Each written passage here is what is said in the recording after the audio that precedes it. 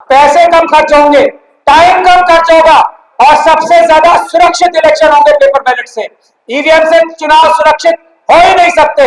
Reservation के खिलाफ जो बोलता है वो बेईमान, चोर, लुच्चा, लफंगा, लुटेरा सब है।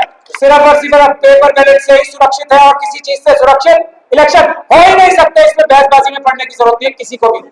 ईवीएम के लिए जहां जहां भी आंदोलन हो रहा है वहां भारी संख्या में जाके ईवीएम का विरोध करें।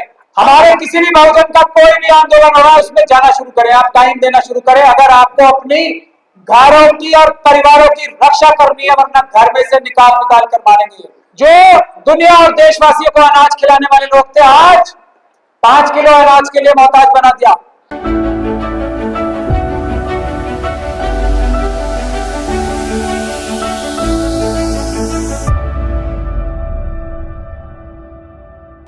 वी द पीपल का मैं बहुत धन्यवाद करता हूं कि आज फिर एक बहुत ही अहम बहुजन अधिकार के लिए एक और सभा उन्होंने की है आज। बहुत बहुत धन्यवाद सभी को। जय भीम, जय भारत, जय संविधान। देखिए, मैं एक बात बार बार ये कहता आया हूं और कह रहा हूं अभी भी, हम लोग बहुजन जो है, हम लोगों ने ज्ञान बहुत प्राप्त कर लिया, हमारे सारी चीजें समझ में आ चुकी हैं। किसी को भी कोई शक और शुबे की गुंजाइश अब इसमें है ही नहीं कि जब तक ये आरएसएस और बीजेपी की सरकार रहेगी, अभी तो डायरेक्टली है या इनडायरेक्टली भी कभी भी रहेगी आरएसएस की कोई भी सरकार, तब तक बाबा साहब डॉक्टर भीमराव अंबेडकर, हमारे अन्य महापुरुषों ने जो भारत की कल्पना की थी, जो अशोक का भारत था, वो कभी पूरा हो ही नहीं सकता। एक बात हम सब ने समझ ली और इन लोगों को हटाने का तरीका भी हमने समझ लिया है कि हम लोग 90% हैं, 88% हैं, वोट देंगे, इनको हटा देंगे। और वोट देने से, क्योंकि 5 साल में इलेक्शन आता है, वोट देके भी ना हटा पाए तो हम भारत के संविधान की जो प्रावधान है, जो कानून बने हैं, जो बाबा साहब डॉक्टर भीमराव अंबेडकर ने इतनी लड़ाई करके हमारे लिए एक अच्छा संविधान बनाया था, उस पर अपनी संख्या, अपनी ईमानदारी, अपने संघर्ष के बल पे न्याय प्राप्त कर लेंगे, ये भी हमने जान लिया। तो अब आरएसएस और बीजेपी के लोग क्या करें, उसका एक एग्जाम्पल अभी कल आया है, उससे पहले भी एग्जाम्पल चल रहे हैं बहुत। कल वाला एग्जाम्पल मैं अभी बताता हूं, लेकिन जो सबसे बड़ा मुद्दे 2 चल रहे हैं इस वक्त देश में, तो ये जो हम सेमिनार्स करते हैं, मैं बार बार इस बात को बोल रहा हूं, जितने लोग हम सेमिनार्स में आते हैं, सड़क पे संघर्ष करने के लिए उतरे हैं उतने लोग। और दूसरा, जो भी आरएसएस और बीजेपी की मानसिकता का व्यक्ति है, जो भी, उससे बात करना बंद कर दे। पहला जो आपको रास्ता में बता, बात ही करना बंद कर दे। उनसे हमारा सिर्फ एक रिश्ता है, उनको जेल भिजवाने का, क्योंकि उन्होंने देश लूट के खा लिया पिछले 10 सालों में।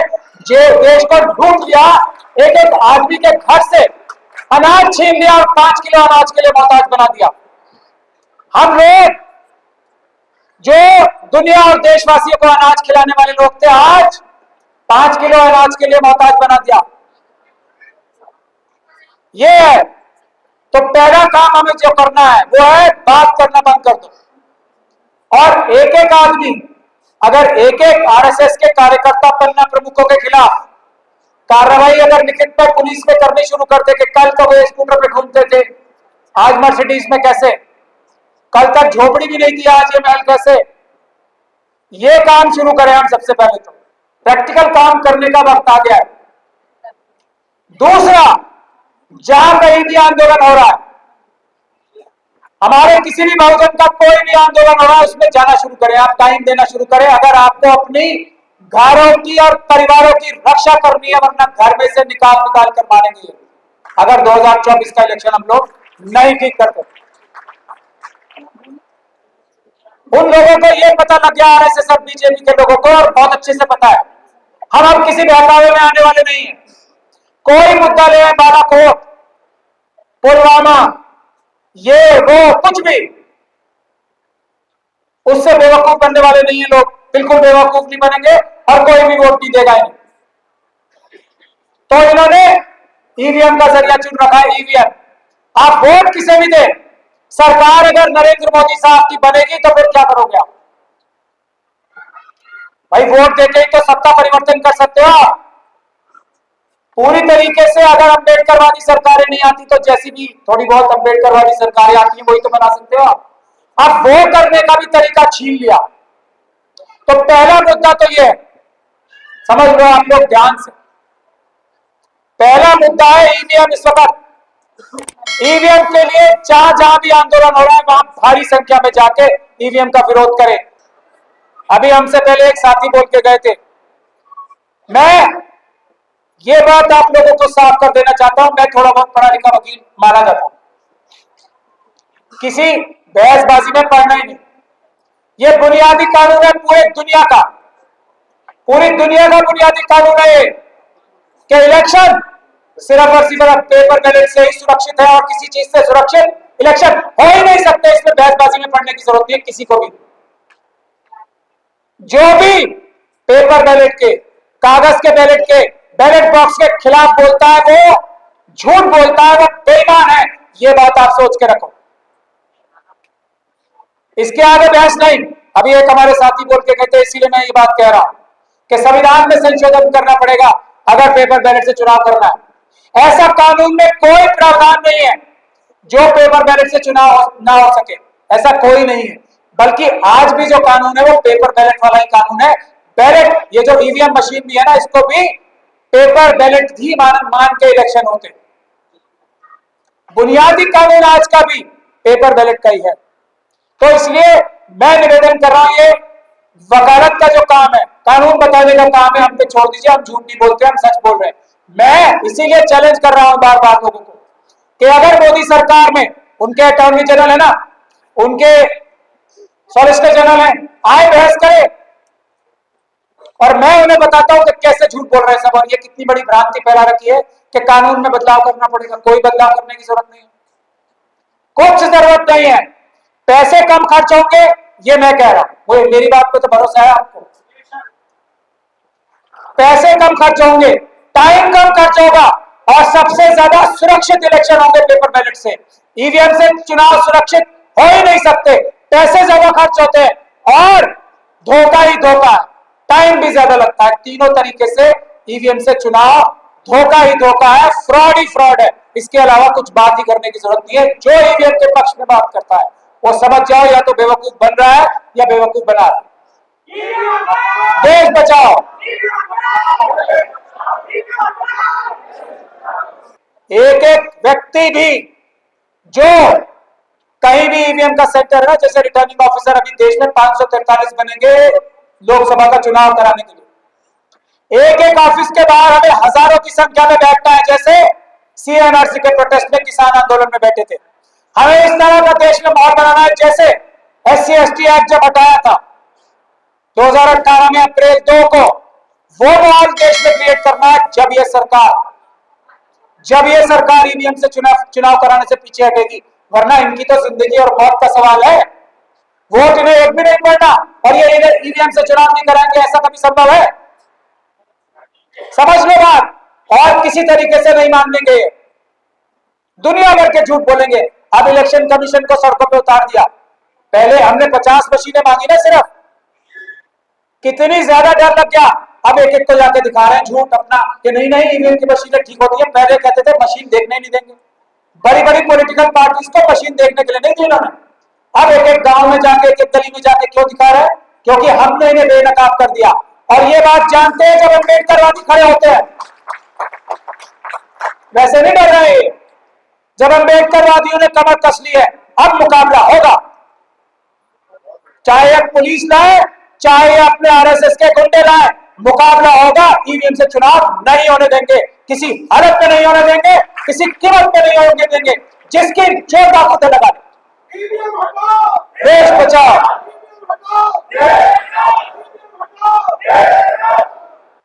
अभी देखो, आप पढ़ाई लिखाई करेंगे हमारे लोग। पहली बात, जो एक बात ये रिजर्वेशन के खिलाफ बोलते हैं, दूसरा मुद्दा मैं बता रहा हूं आपको। जो व्यक्ति जैसे ईवीएम के बारे में जो बोलता है वो चोर है, बदमाश है। जो ईवीएम का सपोर्ट करता है वो डकैत, लुटेरा, चोर, बेईमान, देशद्रोही है। सीधी बात।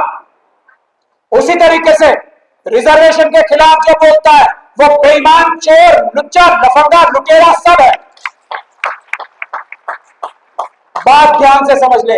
जो रिजर्वेशन से किसी भी नौकरी में जाते हैं वही ईमानदार है, उन्हीं के पास दिमाग है। जो रिजर्वेशन से नहीं जाते वो कमअक्ल है, बेवकूफ है, गधे हैं। करे केस मेरे ऊपर, मैं साबित करूं। ये बात अपने दिमाग में क्लियर कर लें। हम ये बात क्यों कहते हैं? सुप्रीम कोर्ट की जजमेंट है, रिजर्वेशन मीन्स मीडियोक्रिटी, मतलब रिजर्वेशन को सुप्रीम कोर्ट ये बोल रही है कि जो क्वालिटी है कॉम्प्रोमाइज होती है। इससे बड़ा झूठ दुनिया में कोई नहीं होता, हो ही नहीं सकता।